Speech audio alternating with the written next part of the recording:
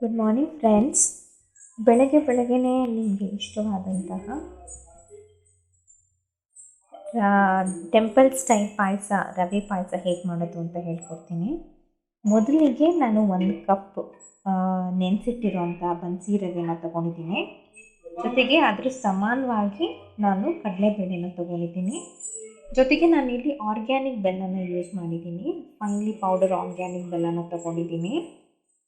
ಈಗ ಮೊದಲಿಗೆ ನಾವು ಈ ಕಡಲೆಬೇಳೆನ ತೊಳ್ಕೊಂಡಿದ್ದೀನಿ. ನಾನು ಆಲ್ರೆಡಿ ತೊಳ್ಕೊಂಡು ಇದನ್ನು ನಾನು ಕುಕ್ಕರಲ್ಲಿ ಹಾಕಿ ಒಂದು 5ರಿಂದ 7-8 ವಿಸಿಲ್, ಇಲ್ಲಾಂದರೆ 5ರಿಂದ 6 ವಿಸಿಲಷ್ಟು ನಾನು ಕಡಲೆಬೇಳೆನ ಕುಕ್ಕರಲ್ಲಿ ಹಾಕಿ ಕೂಗಿಸ್ಕೊತೀನಿ. ಇಲ್ಲಿ ನೋಡಿ, ನಾನು ಇದನ್ನು ಕುಕ್ಕರಲ್ಲಿ ಹಾಕಿ ಚೆನ್ನಾಗಿ ಒಂದು 5ರಿಂದ 6 ವಿಸಿಲಷ್ಟು ಕೂಗಿಸ್ಕೊತೀನಿ. ನೋಡಿ, ನಾನು ಕಡಲೆಬೇಳೆನ ಕುಕ್ಕರ್ಗೆ ಹಾಕ್ಕೊಂಡಿದ್ದೀನಿ.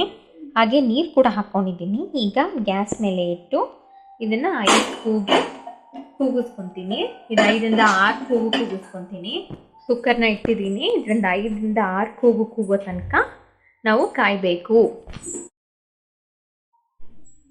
ಈಗ ನೋಡಿ, ಕುಕ್ಕರ್ ವಿಸಿಲ್ ಬಿಟ್ಟಿದೆ. ಈಗ ನಾನು ಕುಕ್ಕರ್ ತೆಗಿತೀನಿ.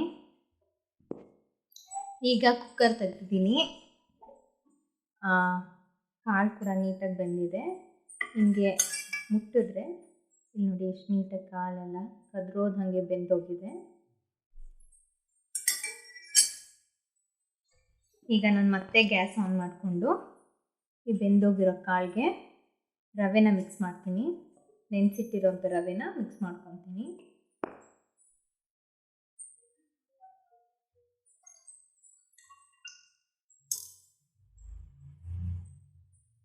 ಈಗ ಈ ರವೆ ಮತ್ತು ಕಡಲೆಬೇಳೆ ಬೆಂದೋಗಿರೋದು ಎರಡು ಸಮವಾಗಿ ಬೇಯಿಸ್ಕೋಬೇಕು, ಹದವಾಗಿ ಬೇಯಿಸ್ಕೋಬೇಕು.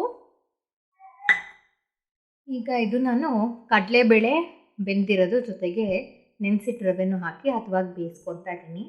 ನಾನು ಇದಕ್ಕೇ ಆರ್ಗ್ಯಾನಿಕ್ ಬೆಲ್ಲ ಯೂಸ್ ಮಾಡಿರೋದ್ರಿಂದ ಸಪ್ರೇಟಾಗಿ ಆರ್ಗ್ಯಾನಿಕ್ ಬೆಲ್ಲನ ಕರಗಿಸ್ಕೊಂಡು ಶೋಧಿಸ್ಕೊಂಡು ಹಾಕುವಂಥ ಅವಶ್ಯಕತೆ ಇಲ್ಲ.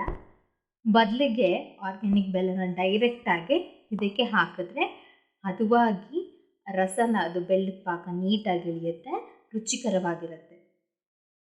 ಈಗ ನೋಡಿ, ಬೇಳೆ ಮತ್ತು ಕಡಲೆಬೇಳೆ ಹಾಗೂ ರವೆ ಫುಲ್ ಹದವಾಗಿ ಹೊಂದಿದೆ. ಈಗ ಇದಕ್ಕೆ ನಾನು ಆರ್ಗ್ಯಾನಿಕ್ ಬೆಲ್ಲ ಹಾಕ್ಕೊತಾ ಇದ್ದೀನಿ.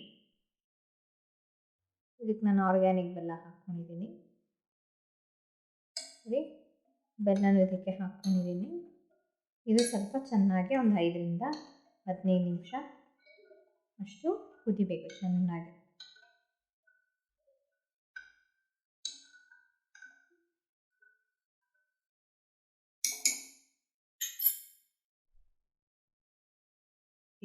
ಈಗ ನೋಡಿ, ಬೇಯ್ತಾ ಇದೆ.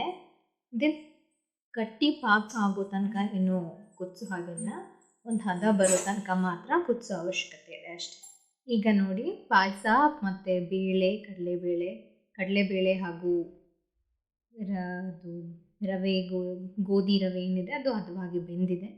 ಈಗ ಇದಕ್ಕೆ ನಾವು ಗೋಡಂಬಿ ದ್ರಾಕ್ಷಿ ತುಪ್ಪದಲ್ಲಿ ಹುರ್ಕೊಂಡು ಇದಕ್ಕೆ ಬೆರೆಸಿದ್ರೆ ಪಾಯಸ ತಿನ್ನೋದಕ್ಕೆ ರೆಡಿಯಾಗಿರುತ್ತೆ. ನಾನು 2 ಇಲ್ಲಾಂದರೆ 1 ಟೇಬಲ್ ಸ್ಪೂನಷ್ಟು ತುಪ್ಪನ ಹಾಕ್ಕೊಂಡಿದ್ದೀನಿ. ಹೀಗೆ ತುಪ್ಪ ಈಗ ಸ್ವಲ್ಪ ಈಗ ನಾನು ಇದಕ್ಕೆ ಗೋಡಂಬಿ ದ್ರಾಕ್ಷಿ ಚೂರು ಮಾಡಿಟ್ಕೊಂಡಿರೋದನ್ನು ಹಾಕ್ತಾ ಇದ್ದೀನಿ.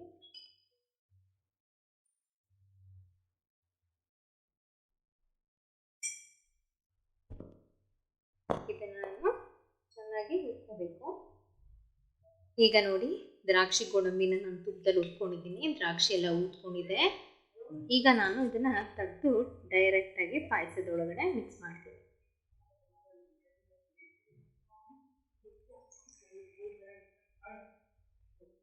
ಈಗ ನೋಡಿ, ರುಚಿಯಾದಂತಹ ಟೆಂಪಲ್ ಸ್ಟೈಲ್ ರವೆ ಹಾಗೂ ಕಡಲೆಬೇಳೆಯ ಪಾಯಸ ರೆಡಿಯಾಗಿದೆ. ಇದನ್ನು ಒಂದು ಸರ್ವಿಂಗ್ ಬೌಲ್ಗೆ ಹಾಕಿ ಸರ್ವ್ ಮಾಡೋಣ.